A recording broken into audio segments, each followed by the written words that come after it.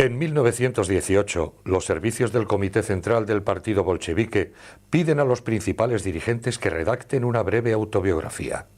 Trotsky lo hace, como otros, y es publicada en 1922 en una revista rusa. De esta autobiografía hemos extraído las líneas siguientes, en las que Trotsky presenta su vida desde su nacimiento a la Revolución de Octubre de 1917. Nací el 26 de octubre de 1879 en el pueblo de Yanovka. Hasta los 9 años viví en el campo y luego me trasladé a estudiar a Odessa. Tras los exámenes seguí estudiando en Nikolayev, donde entré en contacto por primera vez con los ambientes radicales y con el universo de las ideas revolucionarias. Establecí relaciones con los obreros de Nikolayev y en especial con una secta de tendencias racionalistas, uno de cuyos adherentes, Mujin, es hoy militante bolchevique. La organización de los obreros de Nikolayev se extiende pronto y adopta el nombre de Unión de Obreros del Sur de Rusia. Editábamos numerosos folletos y un periódico ilegal, multicopiado, que llamamos Nache Delo. Esta unión agrupaba a unos 200 obreros cotizantes. La gendarmería de Nikolayev, indolente durante mucho tiempo, despierta y nos atrapa de inmediato. Yo fui arrestado el 28 de enero de 1898. Durante mi estancia en prisión es cuando me adhiero definitivamente al terreno teórico del marxismo. Tras 2 años de prisión fui condenado a 4 años de deportación en Siberia. Cumplí 2 años de deportación en la aldea de Oust-Koust, cerca de Irkutsk, y al comienzo del movimiento revolucionario, en 1902, me fugué, utilizando un pasaporte falso a nombre de Trotsky. De ahí viene mi seudónimo, que acabará siendo mi auténtico nombre. Franqueo clandestinamente la frontera con Austria. Y en Viena conozco a Víctor Adler, secretario del Partido Socialista Austríaco, y a su hijo Fritz. Más tarde, pasando por Zúrich y París, llego a Londres, donde se encuentra instalada la redacción de Iskra, con Lenin, Martov, Potresov y los viejos dirigentes socialdemócratas Plejanov, Axelrod y Zasulrich. Paso a colaborar ampliamente en el periódico. En el segundo congreso del partido, en el verano de 1903, represento a la Unión Siberiana. Tras la escisión entre mayoría y minoría que ocurre en el Congreso, me uno a la oposición que dará lugar al menchevismo. Pero a partir del momento en el que el menchevismo empieza a definirse como una corriente táctica que afirma la necesidad de coordinar las acciones del proletariado con la política de la burguesía en el curso de nuestra revolución burguesa, rompí con el menchevismo y me situé fuera de las 2 fracciones. Tras el 9 de enero de 1905, volví clandestinamente a Rusia a través de Austria y me instalé en San Petersburgo, donde redacté buena parte de las declaraciones y folletos publicados por el Comité Central. La Revolución de Octubre de 1905 me lleva al Soviet de San Petersburgo, de cuyo comité ejecutivo fui miembro. Tras la detención de su primer presidente, Hrustalev Nosar, fui elegido presidente del Soviet de San Petersburgo. El 3 de diciembre la policía arresta a los miembros del Soviet en el edificio de la Sociedad Económica. Acaba de abrirse el periodo de la contrarrevolución abierta y sangrienta. Nuestro proceso se celebra en septiembre de 1906. Duró un mes y fue uno de los procesos políticos más famosos de la época. El tribunal condenó a los principales acusados a la pérdida de todos los derechos civiles y a la deportación en régimen de residencia forzosa. En febrero de 1907 fuimos deportados a Obzdorsk, en el corazón de Siberia. Gracias a una estratagema conseguí quedarme durante el camino en un hospital en Berezov, de donde me fugué al cabo de 6 días. Esta evasión en un trineo arrastrado por 2 renos a través del espacio desértico y nevado que separa Berezov de los Urales sigue siendo uno de los mejores recuerdos de mi vida. Tras la fuga, pasé unos 3 meses en Finlandia, donde publiqué un pequeño libro sobre este viaje.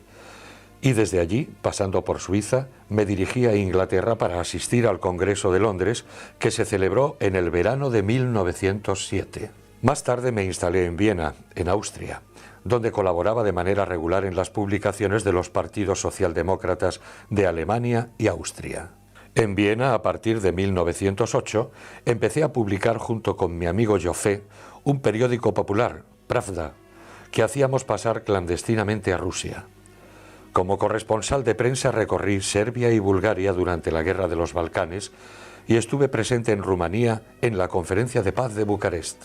La Primera Guerra Mundial me sorprende en Austria, de donde tuve que huir con mi familia. Me instalé en París como corresponsal del periódico Kievskaya Mills y allí viví durante 2 años, en los cuales establecí estrechas relaciones con el ala izquierda del sindicalismo y del socialismo francés. En agosto de 1915 participé en la famosa conferencia de Zimmerwald.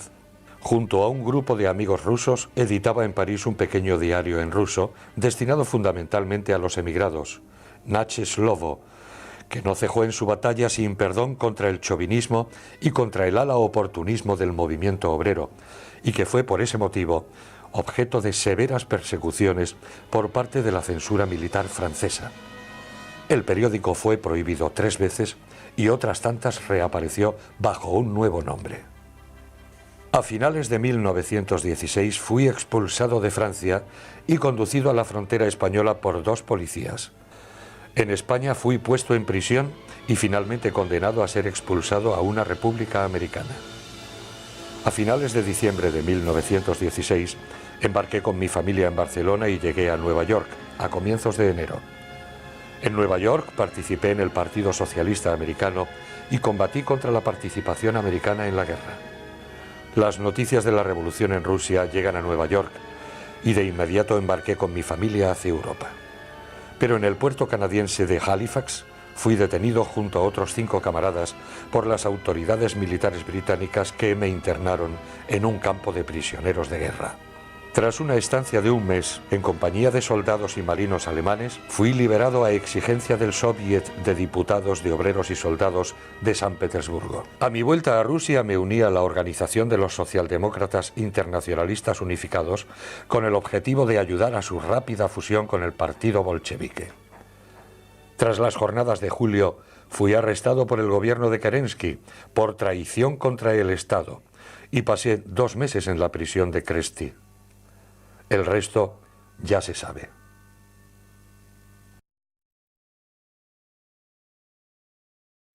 La continuación de la guerra decidida por el gobierno Kerensky agota a la revolución. A mediados de septiembre de 1917, Lenin lanza un grito de alarma. El país está agotado. Los ferrocarriles colapsados. Los envíos de carbón y de materias primas están a punto de cesar. Una catástrofe de enormes dimensiones y el hambre amenazan inevitablemente. Todo el mundo lo dice, pero nadie hace nada, salvo aprobar una resolución tras otra. Lenin concluye que es necesario tomar el poder para actuar. Desde el lugar en que se esconde de la persecución de Kerensky, exige al Comité Central que asuma la tarea de la insurrección armada para derrocar al gobierno de Kerensky y tomar el poder. Una minoría del Comité Central dirigida por Kamenev se opone. Trotsky se alinea con Lenin sobre la cuestión de la insurrección. El 19 de septiembre, los bolcheviques ganan la mayoría en el Soviet de Moscú. Un conflicto se desencadena entonces en la dirección del partido bolchevique entre quienes quieren reducirlo a una oposición de izquierdas, a la pseudodemocracia de Kerensky, como Zinoviev y Kamenev, y los partidarios de la toma de poder como Lenin y Trotsky. El 9 de octubre, el Soviet de Petrogrado, presidido por Trotsky, crea un comité militar revolucionario encargado de organizar la insurrección.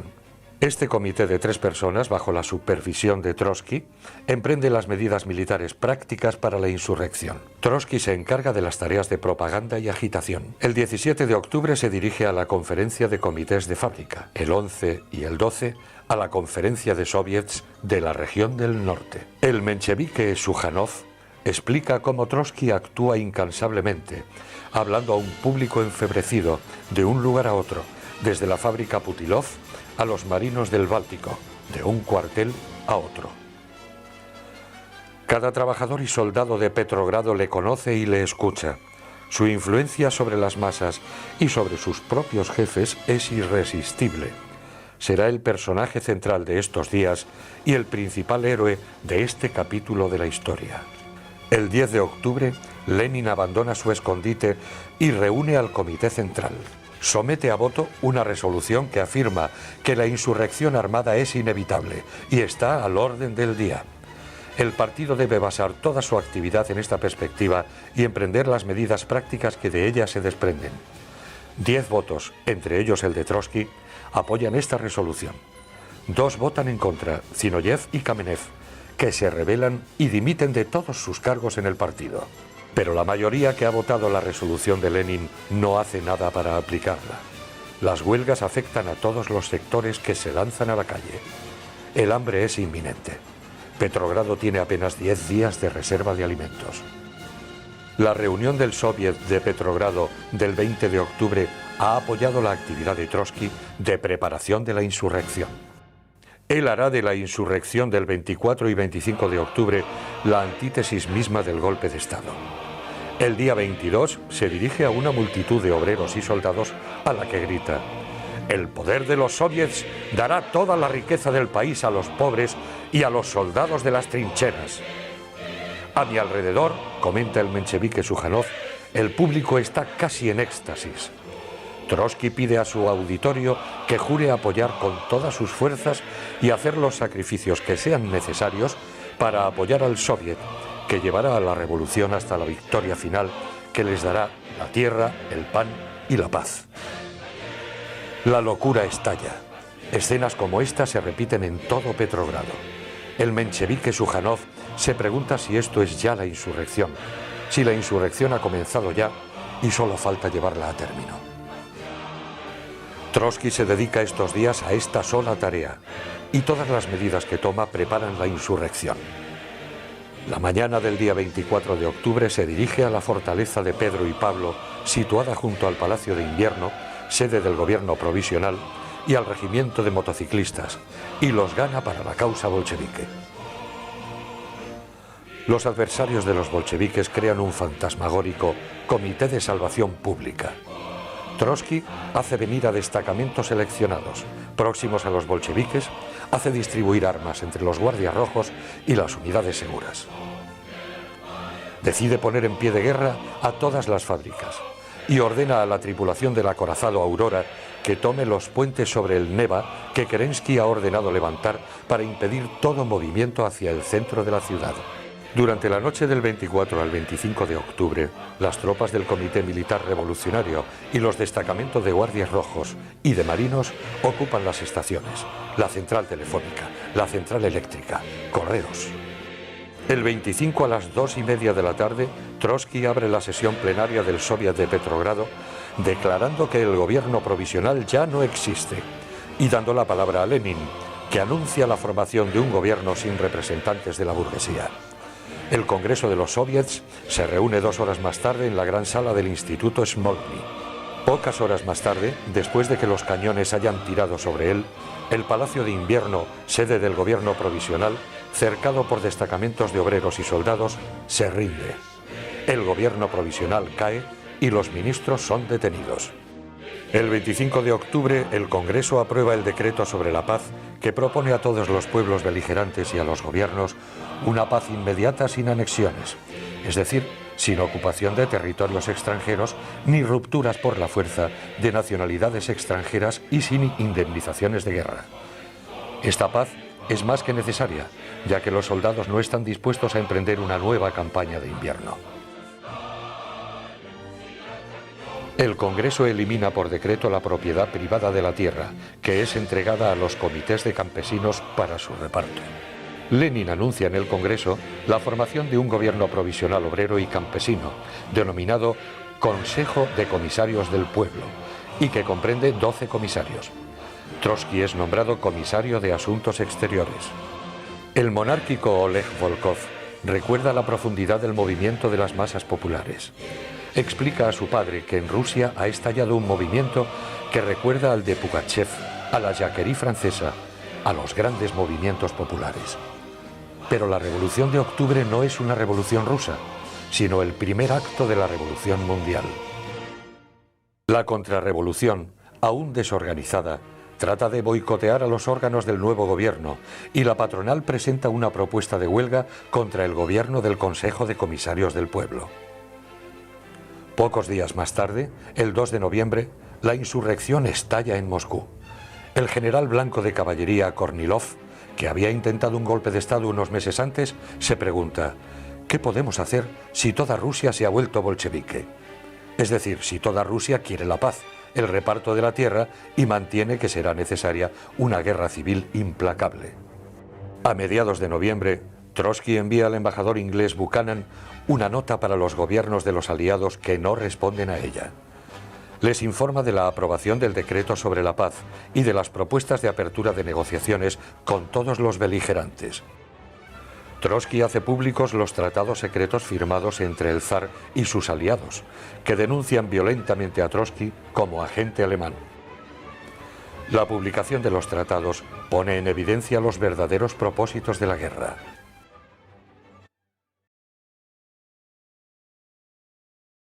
La guerra civil comienza en diciembre de 1917 en el sur de Rusia, donde se constituye el primer ejército blanco, llamado el de los voluntarios, al mando del general Denikin y apoyado por el partido burgués de los cadetes. La guerra se extiende a partir de enero de 1918 a Finlandia, que había sido hasta fines de 1917 una provincia del Imperio ruso. Una revolución, dirigida por los socialdemócratas de izquierda, estalla a principios de enero. La burguesía responde a las medidas de nacionalización con una feroz guerra civil. Los dirigentes alemanes y austríacos, conscientes de que el ejército ruso continúa descomponiéndose, pretenden imponer a la Rusia soviética unas condiciones de paz exorbitantes. Con ello, provocan un violento debate que durante 2 meses desgarra al partido bolchevique entre los partidarios de una guerra revolucionaria, imposible sin disponer de un ejército, y los partidarios de la firma inmediata de la paz, agrupados tras Lenin. Trotsky, por su parte, quiere diferir la firma para lanzar una poderosa campaña de agitación y de propaganda internacional. El 30 de enero de 1918, Trotsky y el jefe del Estado Mayor, Krylenko, disuelven el viejo ejército ruso que se encuentra en plena desbandada. El 20 de febrero se decide la creación de un nuevo ejército, el Ejército Rojo de Obreros y Campesinos. El 3 de marzo, ante la nueva ofensiva alemana, la Rusia soviética se ve obligada a firmar la paz de Brest-Litovsk, que otorga a Ucrania una independencia bajo el estricto control del ejército alemán. Arranca a la Rusia europea 1/4 de su territorio y le impone pesadas indemnizaciones económicas. La Revolución Alemana de noviembre de 1918 permitirá a los bolcheviques romper este tratado de rapiña y pillaje. El 14 de marzo, Trotsky es nombrado comisario de guerra, con la tarea de formar un nuevo ejército a partir de los inexpertos guardias rojos y de los restos del viejo ejército. A primeros de marzo de 1918, la división del general von der Goltz desembarca en Finlandia para ayudar a los blancos finlandeses del general Mannerheim a aplastar la revolución socialdemócrata. Las tropas austríacas ocupan Odessa, los turcos Azerbaiyán en el sur, los alemanes Kiev, Nikolayev y Poltava. La ruta del grano ucraniano está a partir de este momento cerrada a Rusia. A primeros de abril, las tropas japonesas desembarcan en Vladivostok, hacia donde se dirige la legión de casi 40.000 prisioneros de guerra checoslovacos del ejército austrohúngaro. Los aliados querían trasladarlos al frente occidental para luchar contra los alemanes. Como el ejército alemán ocupaba todo el territorio, desde el Mediterráneo al Báltico, se les repatria a través de Siberia. A comienzos de 1918, con la llegada de los primeros contingentes americanos a Francia, el Estado Mayor francés se desinteresa de estos legionarios, escalonados a lo largo del Transiberiano, prácticamente inútiles en el oeste, pero muy útiles en el este contra los bolcheviques. En mayo, los socialistas revolucionarios de derecha se sublevan en Saratov. El 25 de mayo, los legionarios checos se sublevan. Es esta sublevación la que, como escribirá el general blanco Denikin, da el principal impulso a la lucha contra el poder soviético. Según Trotsky, por el contrario, hace salir al Partido Comunista del abatimiento en que se encontraba después de Brest-Litovsk.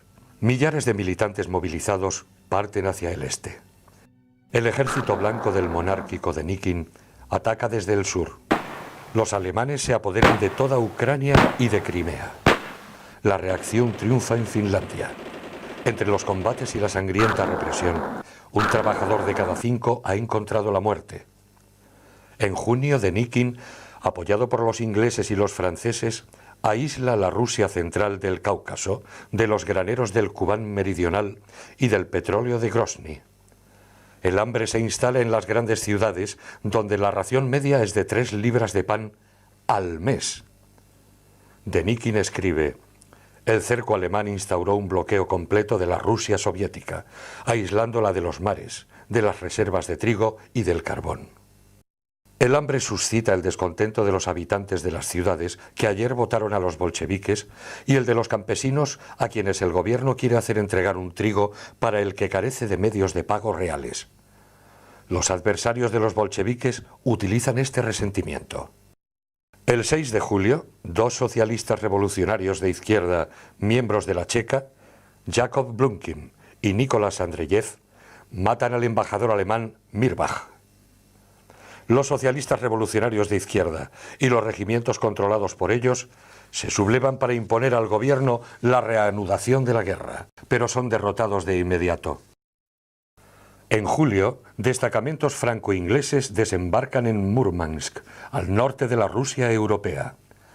Los legionarios checos avanzan hacia Moscú, ocupan Kazán, al sudeste de Moscú junto al Volga. La ruta hacia la capital les está abierta.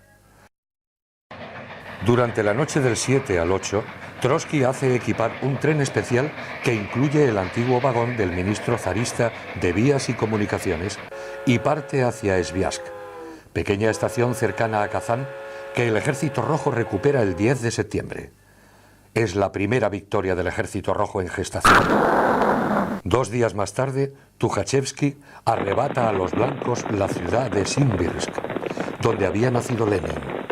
Aquí comienza la gran epopeya del tren blindado de Trotsky, que durante los casi 3 años de la guerra civil va a desplazarse de un frente a otro sobre unas vías decrépitas, destrozadas, atravesando estaciones de tránsito abarrotadas. Recorrerá entre 150.000 y 170.000 kilómetros. Para coordinar los diversos aspectos de su actividad militar, Trotsky apareja este tren especial, cuyo blindaje elemental está hecho de meros sacos de arena, pero que está armado con cañones y ametralladoras.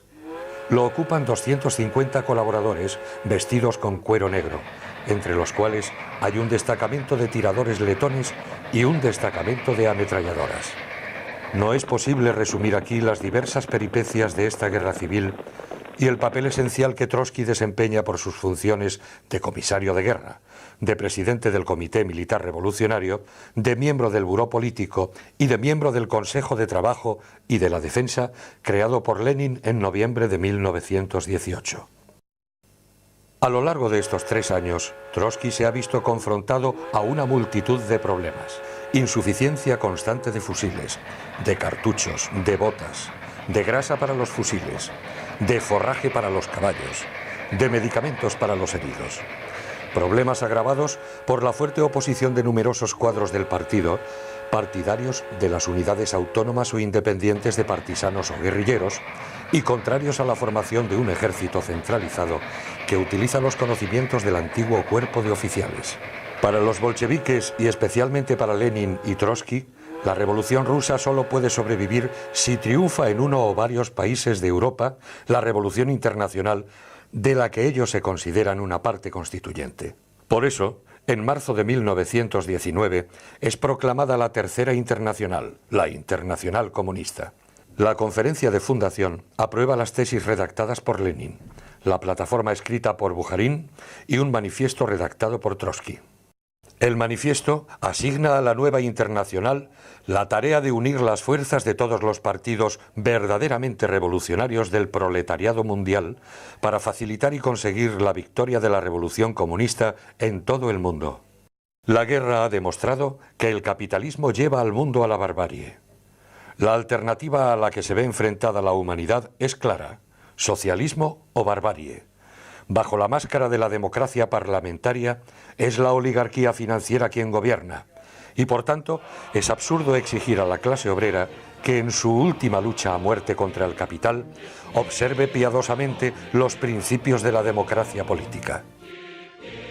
Los ejércitos blancos, a pesar del apoyo financiero, material y militar de 14 gobiernos extranjeros, en primer lugar de los gobiernos francés e inglés, semiparalizados por el rechazo de la clase obrera de toda la guerra contra la Rusia soviética, pero también de los gobiernos americano, japonés, polaco, griego, etc., son derrotados uno tras otro. El de Denikin en el sur, en noviembre-diciembre de 1920, al mismo tiempo que el ejército de Kolchak en Siberia. Y finalmente, el ejército de Wrangel es aplastado en Crimea a primeros de noviembre de 1920. Pero en ese momento estallan las insurrecciones de campesinos contra las requisas de sus productos impuestas por la guerra civil en Tambov, Tiumen, Voronezh. La insurrección de los marinos de Kronstadt, en marzo de 1921, es el colofón. El aplastamiento de estas revueltas, el final de la guerra civil, el pase a la nueva política económica para intentar reconstruir Rusia, ofrecen a Trotsky nuevas tareas. El país está en efecto completamente arruinado tras la guerra civil. La industria ha sido casi enteramente destruida, al igual que las vías férreas. Trotsky se compromete a fondo en esta vía. Durante cerca de un año se encargará de poner en marcha los transportes, sobre todo los ferroviarios, paralizados. Al mismo tiempo, recibe durante 2 años el encargo de la Internacional de seguir los debates del Partido Comunista Francés, proclamado en Tours en enero de 1921 y dirigido por una mayoría de antiguos parlamentarios socialdemócratas. Para Trotsky, los intereses de la República de los Soviets no pueden ser distintos de los del movimiento revolucionario mundial, puesto que la República Obrera Rusa no puede sustraerse artificialmente a las condiciones de la economía capitalista. Él atribuye a Francia un lugar especial. La Revolución Europea, escribe el 25 de marzo de 1923, no habrá vencido definitivamente hasta que sea dueña de París. La clave de la situación europea y en gran medida mundial está, por tanto, en las manos de la clase obrera francesa. A pesar del declive de Francia frente a los Estados Unidos, repetirá la misma idea en 1939. Trotsky propone al Partido Comunista 2 ejes complementarios: la actuación en los sindicatos y a través de los sindicatos, y la actuación por medio del Frente Único. El partido debe, insiste Trotsky, conquistar los sindicatos desde el interior para reforzar su carácter obrero, y no solo para infiltrarse en ellos y conquistar su aparato por medio de maniobras. No se trata de privar a los sindicatos de su autonomía y de someterlos al partido, eso sería un absurdo. Se trata de que los comunistas se conviertan en el seno de los sindicatos en los mejores trabajadores sindicales, que se ganen la confianza de las masas. What is now my principal task? To reveal the truth, to show and to demonstrate that the true criminals hide under the cloak of the accusers. What will be the next step in this direction? The creation of an American and European and subsequent also an international commission of inquiry, composed of people who incontestably enjoy authority and public confidence. I undertake to present to such a commission all my files, thousands of personal and open letters in which the development of my thought and my action is reflected day by day, without any gaps. I have nothing to hide. Ante la comisión de Wey, dedicada a desmontar las falsificaciones de los procesos de Moscú en abril de 1937, Trotsky expone una breve autobiografía en la que define de forma sintética su visión de su propia existencia como militante político. He participado directamente en la construcción del Estado soviético, de la diplomacia revolucionaria, del Ejército Rojo, de la Organización Económica y de la Internacional Comunista. Durante 3 años he dirigido directamente la guerra civil. En esta dura tarea hube de recurrir a medidas draconianas, sobre las cuales asumo la total responsabilidad ante la clase obrera mundial y ante la historia. La justificación de toda medida rigurosa reside en su necesidad histórica y su carácter progresista, en el hecho de que correspondan al interés fundamental de la clase obrera. Para todas las medidas de represión dictadas por las condiciones de la guerra civil, he explicado su auténtico objetivo y he rendido cuenta públicamente ante las masas obreras. No tengo nada que ocultar al pueblo, como hoy no tengo nada que ocultar ante esta comisión. Cuando en ciertos círculos del partido, y no sin intervención de Stalin, surgió una oposición a mis métodos de dirección de la guerra civil, Lenin, en 1919, por propia iniciativa y de manera totalmente inesperada para mí, me tendió una hoja de papel en blanco al pie de la cual escribió: «Camaradas, conociendo el carácter severo de las órdenes del camarada Trotsky, estoy realmente convencido, completamente convencido, de la adecuación, de la oportunidad y de la necesidad, para el bien de nuestra causa, de las órdenes que ha dado, y les doy mi pleno apoyo». No había ninguna fecha en este papel. En caso de necesidad, la fecha debía ser puesta por mí mismo. He sabido que Lenin prestaba mucha atención a todo lo relativo a sus relaciones con los trabajadores. A pesar de ello, creía posible confirmar de antemano una orden emitida por mí, aunque de esta orden pudiera depender la suerte de un gran número de hombres. Lenin no temía que yo abusara de mi poder. Puedo añadir que no hice uso ni una sola vez de esta carta blanca que Lenin me dio. Pero este documento es una prueba de la extraordinaria confianza de un hombre a quien yo considero el más elevado modelo de la moral revolucionaria. He participado directamente en el proyecto de documentos programáticos y de tesis tácticas de la Tercera Internacional. Los principales informes de los congresos sobre la situación internacional fueron redactados por Lenin y por mí. Los manifiestos programáticos de los 5 primeros congresos fueron redactados por mí. Dejo a los fiscales de Stalin la tarea de explicar qué papel ha ocupado esta actividad en mi recorrido hacia el fascismo. Por mi parte, sigo fervientemente vinculado a los principios que junto con Lenin establecí como bases de la Internacional Comunista. Rompí con la burocracia dirigente cuando esta burocracia se transformó en una casta privilegiada y conservadora. He defendido la democracia soviética contra el absolutismo burocrático, la mejora de las condiciones de vida de las masas contra los privilegios excesivos de la cúpula, la industrialización sistemática y la colectivización en beneficio de los explotados, y finalmente la política internacional en el espíritu del internacionalismo revolucionario contra el conservadurismo nacionalista.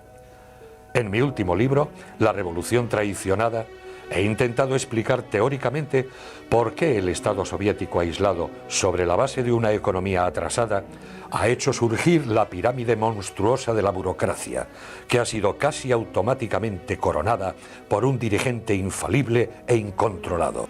Mientras ahogaba al partido en medio de un aparato policial y aplastaba a la oposición, la camarilla dirigente me deportó a comienzos de 1928 al Asia Central.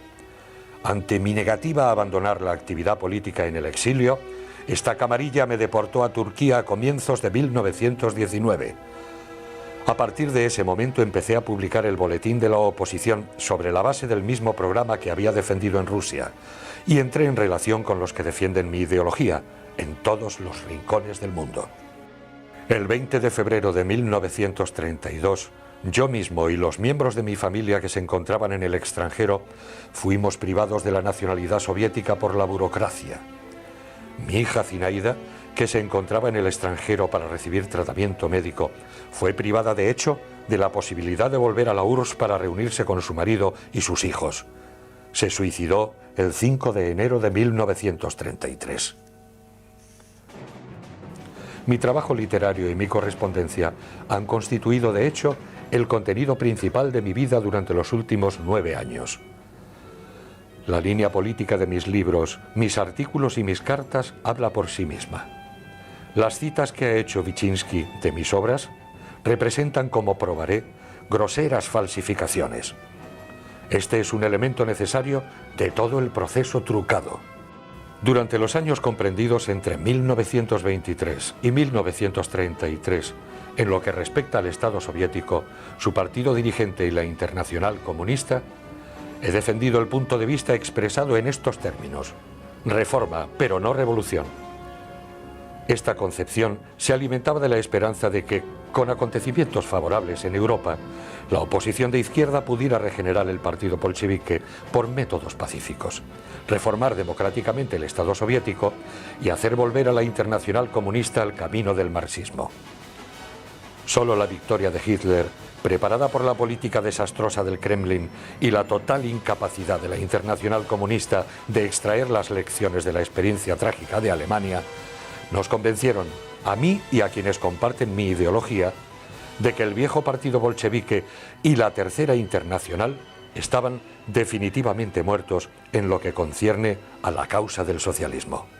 A partir de la segunda mitad de 1933, he ido llegando poco a poco a la convicción de que para la emancipación de las masas laboriosas de la URSS y de las bases sociales establecidas por la Revolución de Octubre respecto a la nueva casta parasitaria, una revolución política es históricamente inevitable.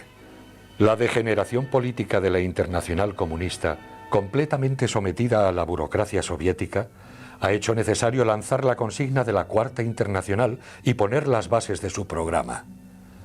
Los libros, los artículos y los boletines de discusión relativos a esta cuestión están a disposición de la Comisión y representan la mejor prueba de que no se trata de una cuestión de camuflaje, sino de una lucha ideológica intensa, apasionada, basada en las tradiciones de los primeros congresos de la Internacional Comunista. Renunciar a la esperanza de la reforma pacífica del Estado soviético no significa en absoluto renunciar a la defensa de este Estado. Como demuestra la recopilación de extractos de mis artículos de los últimos 10 años en defensa de la Unión Soviética, recientemente publicada en Nueva York, he combatido invariablemente y de forma implacable contra toda oscilación en la cuestión de la defensa de la URSS. En mi libro La Revolución Traicionada, he aportado las pruebas teóricas de la idea de que la guerra amenaza no solo a la burocracia soviética, sino también a las nuevas bases sociales de la URSS, que representan un formidable avance en el desarrollo de la humanidad. De ahí se desprende la necesidad absoluta para todo revolucionario de defender a la URSS contra el imperialismo, a pesar de la burocracia soviética. Mis escritos de esa misma época dan una imagen inequívoca de mi actitud respecto del fascismo. Desde el primer periodo de mi exilio en el extranjero, he hecho sonar la alarma sobre la marea creciente del fascismo en Alemania. La Comintern me ha acusado de sobreestimar al fascismo y de perder la cabeza respecto de él. He exigido el frente único de todas las organizaciones de la clase obrera, a la que la Comintern ha opuesto la teoría estúpida del socialfascismo. He pedido la organización sistemática de milicias obreras. Le nouveau développement en Allemagne donne un exemple saisissant de la politique fondamentale fausse de la direction du prolétariat.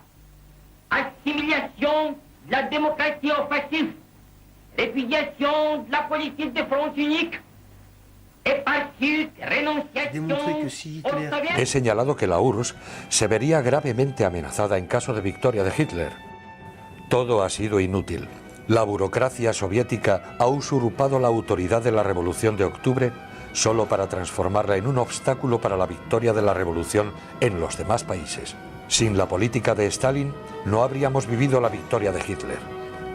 Los procesos de Moscú en buena medida han nacido de la necesidad del Kremlin de hacer olvidar al mundo su política criminal en Alemania.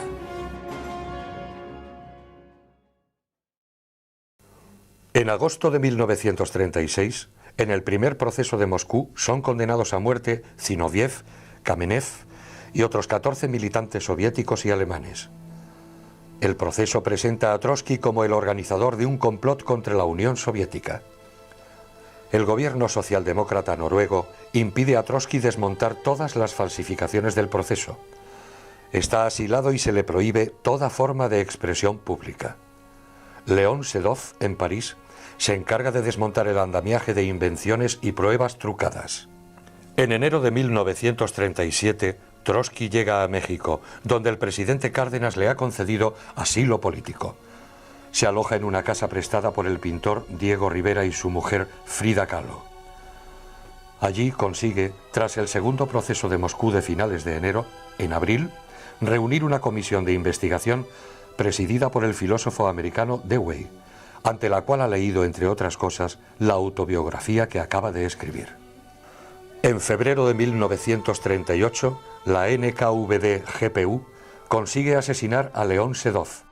En marzo se celebra en Moscú el tercero y último gran proceso que condena a muerte a Bujarin, a sus amigos y a varios dignatarios estalinistas.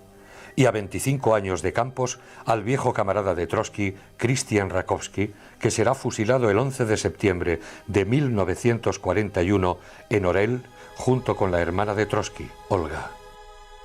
4 meses más tarde, la NKVD secuestra en pleno París y asesina a Rudolf Clement, miembro del Secretariado Internacional de la Cuarta Internacional, encargado de preparar la conferencia de fundación que se celebra finalmente el 3 de septiembre de 1938 en Perigny. La conferencia adopta el programa de transición elaborado por Trotsky y discutido previamente con los trotskistas americanos del Socialist Workers' Party. Poco después de la conferencia de proclamación, mientras la amenaza de la guerra se hace cada vez mayor, mientras que Stalin prepara su alianza efímera con Hitler, ordena a la Dirección Principal de la Seguridad del Estado la liquidación urgente de Trotsky. A primeros de agosto, en víspera de las últimas negociaciones con Hitler, aprueba su plan llamado Operación Pato. Este plan enumera una larga lista de posibles medios para liquidar a Trotsky: envenenamiento de sus alimentos, del agua, explosión en la casa, explosión del automóvil, ataque directo por estrangulación, apuñalamiento, golpe en la cabeza, disparo, ataque de un grupo armado. Se prevé un presupuesto de gastos mensuales de $31.000. La cabeza de Trotsky no tiene precio. Stalin declara a los jefes de la NKVD, Beria y Sudoplatov: hay que acabar con Trotsky en este año, antes del comienzo de la guerra, que es inevitable, antes de que los imperialistas ataquen a la Unión Soviética. Tras el fracaso de la primera tentativa de asesinato del 24 de mayo de 1940, repetirá que la eliminación de Trotsky se traducirá en el hundimiento total de su movimiento y no tendremos más la necesidad de gastar dinero para combatir a los trotskistas e impedirles destruir a la Comintern o destruirnos. El futuro asesino es Ramón Mercader, alias Jackson y Monag. Desde septiembre de 1939 a abril de 1940, Trotsky consagra una gran parte de su tiempo a la apasionada discusión que se desarrolla dentro del Socialist Workers' Party de los Estados Unidos. Una minoría dirigida por Max Shetman y James Burham considera que la firma del Pacto de No Agresión Germano-Soviético del 23 de agosto de 1939, la entrada del Ejército Rojo en Polonia el 17 de septiembre de 1939 y finalmente la agresión a Finlandia por parte del Kremlin el 1 de diciembre de 1939 deben modificar el análisis de la URSS que hace la Cuarta Internacional, es decir, el considerarla como un Estado obrero degenerado, un Estado que se basa en la expropiación del capital y la planificación económica, pero dirigida por una burocracia parasitaria que ha expropiado políticamente a la clase obrera. La URSS es, en su opinión, un capitalismo de Estado o un colectivismo burocrático, en todo caso, un Estado imperialista que no debe ser defendido contra el imperialismo. Un mes después, durante la noche del 24 de mayo de 1940, una veintena de hombres disfrazados de policías mexicanos al mando del pintor David Siqueiros, miembro del Partido Comunista Mexicano, y del dirigente de la NKVD, Grigulevich, atacan la casa de Trotsky, pero su atentado fracasa. El 28 de mayo, el futuro asesino Mercader hace su aparición. El 29 de mayo, el Partido Comunista Mexicano exige la expulsión inmediata de Trotsky de México. En la tarde del 20 de agosto, Mercader entra en la casa. Lleva un impermeable bajo el que esconde un piolet de mango recortado y en cuyos bolsillos se esconden un puñal y una pistola. Le dice a Trotsky que le gustaría enseñarle un artículo. Entra con él en su despacho. Trotsky se sienta. Se inclina para descifrar el artículo. Mercader blande su piolet y lo abate sobre el cráneo de Trotsky. Trotsky grita. Los guardias se precipitan y golpean a Mercader. Una ambulancia traslada urgentemente a Trotsky al hospital, donde pierde la conciencia poco después. Al día siguiente, a las 5, su corazón deja de latir. El periódico Pravda del 24 de agosto escribe bajo el titular «La muerte de un espía internacional, Trotsky ha sido víctima de un atentado cometido por Jacques Monard, uno de los individuos y de los partidarios más cercanos de Trotsky. Son sus partidarios quienes le han matado. Los que lo han liquidado son los mismos terroristas a quienes él había entrenado en el asesinato y la traición, a quienes había enseñado la traición y los crímenes contra la clase obrera, contra el país de los soviets. El asesinato es, por tanto, la prolongación y la culminación de los procesos de Moscú. Debilita a la Cuarta Internacional, pero no la destruye. El combate de la Cuarta Internacional continúa durante la Segunda Guerra Mundial. La Cuarta Internacional, en las peores condiciones, seguirá siendo la expresión del internacionalismo proletario.